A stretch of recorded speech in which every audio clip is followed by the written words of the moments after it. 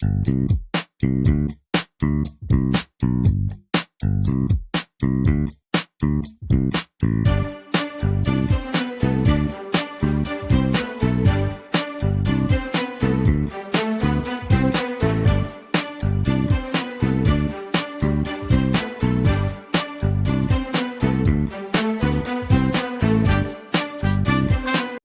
Friends, welcome to அகுமார் channel. நான் உங்கள் கவிதா அருள். இன்றைக்கி என்ன செய்ய போகிறோன்னு பார்த்தீங்கன்னா, நெய் ரைஸு, கீ ரைஸ் தான் பண்ண போகிறேன். அது கூட தொட்டுக்கிறதுக்கு பெப்பர் சிக்கன் கிரேவி பண்ண போகிறேன். அதுக்கு பெப்பர் சிக்கன் கிரேவிக்கு தேவையான மசாலா போட்டுடலாம் முதலையே. இப்போ இதில் நான் என்ன பண்ண போகிறேன்னா, இப்போ இதில் 1 ஸ்பூன் அளவுக்கு இஞ்சி பூண்டு பேஸ்ட்டு சேர்த்துடலாம். இது கூட ஒரு 50 கிராம் அளவு தயிர்,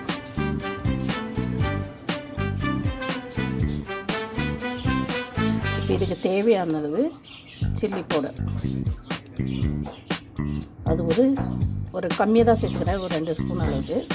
இப்போ இதெல்லாம் ஒன்றா பிசைஞ்சு நம்ம ஊற வைக்கலாம். இப்போ இதுக்கு தேவையான அளவு சால்ட்டும் சேர்த்துறேன்.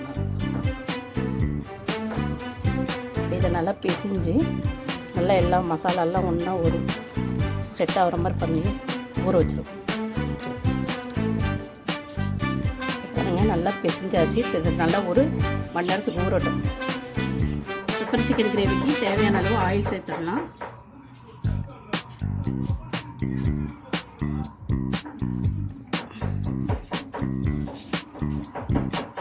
ஆயில் நல்லா சூடாகட்டும்.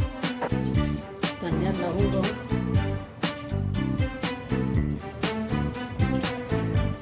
ஒரு 2-3 பட்டை போட்டுடலாம். கூடவே வெங்காயத்தை சேர்த்து வெங்காயத்தை நல்லா பொன்னிறமாக வதக்கிடும். பாருங்க, வெங்காயம் வதக்கிட்டே இருக்குது. இதான் நான் கீ ரைஸ் சேர்த்துக்கலாம். அது பாத்திரம் வச்சுட்டேன், நல்லா சூடாயிடுச்சு. இப்போ அதில் நம்ம கீ சேர்த்துக்கலாம். வெறும் நெய்யில் மட்டும் நான் செய்ய போதில் கொஞ்சமாக ஆயில் சேர்த்துக்க போகிறேன். ஏன்னா வெறும் கீயில் மட்டும் செஞ்சாச்சுன்னா சாப்பிட முடியாது, ஒரு மாதிரி திகட்டிடும். அதுக்காக கொஞ்சமாக கீ சேர்த்தாச்சு. அது கூட கொஞ்சோண்டு ஆயில், சன்ஃப்ளவர் ஆயில் தான் நான் சேர்த்துருக்கேன். இது நான் 2 பெரிய சைஸ் வெங்காயம் 2 எடுத்து பொடியாக வெட்டி வச்சுருக்கேன். கூட அன்னாசிப்பூ, பட்டை, லவங்கம், ஏலக்காய் சேர்த்து வச்சுருக்கேன். இது இதில் நம்ம சேர்த்தலாம். சேர்த்து நல்லா வதக்கணும்.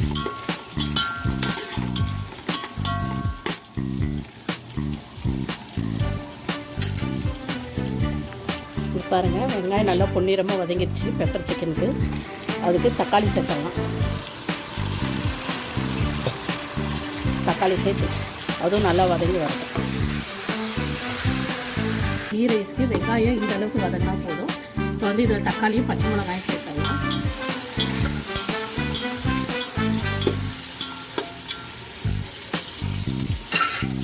தக்காளி அதிகம் வதங்கணும்னு அவசியம் இல்லை. இப்போ இது கூடவே இஞ்சி பூண்டு பேஸ்ட்டு 1 ஸ்பூன் அளவு சேர்த்துக்கிறாங்க.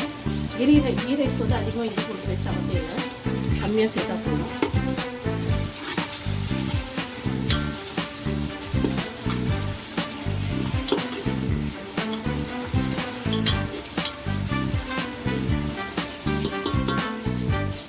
இது கூடவே பொடியை வச்சு வச்சுட்டு கொத்தமல்லி புதினாயும் சேர்த்து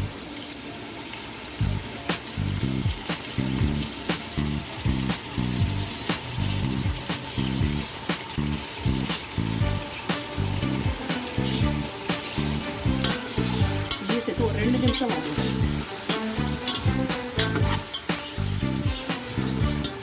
தக்காளி நல்லா வதங்கிச்சு. இப்போ நம்ம வச்சுருக்கேன், மசாலா போட்டு வச்சுருக்கேன். இது சிக்கன் இதில் போட்டுடலாம். நான் இதில் தயிர், கொஞ்சம் மிளகாத்தூள் எல்லாம் சேர்த்துருக்கேன். பண்ணி அப்படியே லோ ஃப்ளேம்லேயே வச்சு வேக விடணும். கறி நல்லா சாஃப்டாக வேகும்.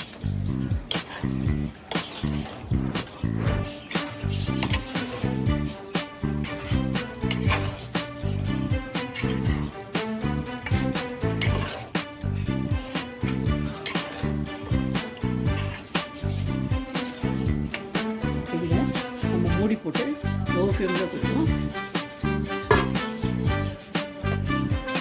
பாருங்கள், தக்காளி 1 நிமிஷம் வதங்கிட்டு போகணும். தக்காளி வதங்கிடுச்சு. நான் நான் வந்து அரிசி வந்து இந்த கிளாஸால் 3 கிளாஸ் ரைஸ் எடுத்தேன், பாஸ்மதி ரைஸு. இப்போ அதுக்கேற்ற மாதிரி 1 கிளாஸ் அரிசிக்கு 1.5 கிளாஸ் அளவு தண்ணி எடுத்துருக்கேன், அதை சேர்த்துக்கலாம். இது நல்லா தண்ணி கொதிச்சு வரட்டும். இதுக்கு தேவையான அளவு சால்ட் சேர்த்துக்கலாம்.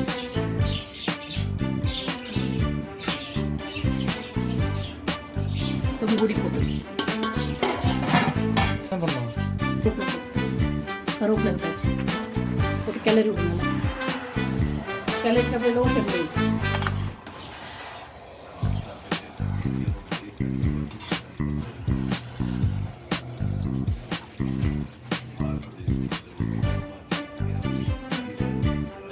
கொதிக்குது. இப்போ வந்து கொஞ்சமாக நான் தயிர் சேர்த்துக்கிறேன். தயிர் சேர்த்தா ரொம்ப நல்லா டேஸ்ட்டாக இருக்கும். இப்போ இதெல்லாம் ரைஸ் சேர்த்தலாம்.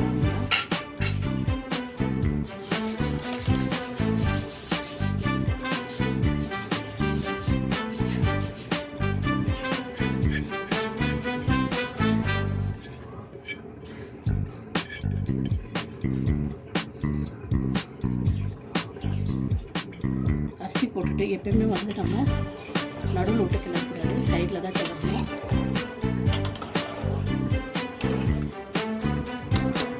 அதை அப்படியே மூடி போட்டு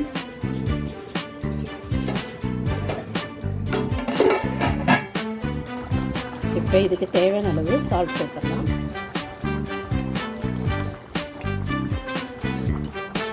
ஆனால் கம்மியாக தான் ஏற்கனவே கொஞ்சம் சால்ட்டு நம்ம சேர்த்துருக்கோம் மசாலா மிக்ஸ் பண்ணும்போது. இப்போ வந்து நம்ம கம்மியாக தான் சேர்க்கணும். எனக்கு அது கூட தான் ரைஸ் கூட ரைஸ்லேயே நம்ம சால்ட்டு போடுறதுனால இதில் கொஞ்சம் கம்மியாக சால்ட்டு போட்டால் சாப்பிட்றதுக்கு நல்லாயிருக்கும். இப்போ இதில் நம்ம 1 ஸ்பூன் அளவுக்கு கரம் மசாலா சேர்க்கணும்.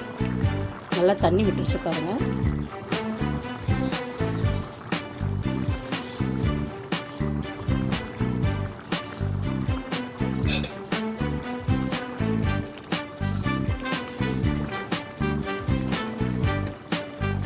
பாருங்கள், பாஸ்மதி ரைஸ் நல்லா சூப்பராக இதுவாகிருக்கு. இதுக்கு தண்ணி இதுவாகிடுச்சு.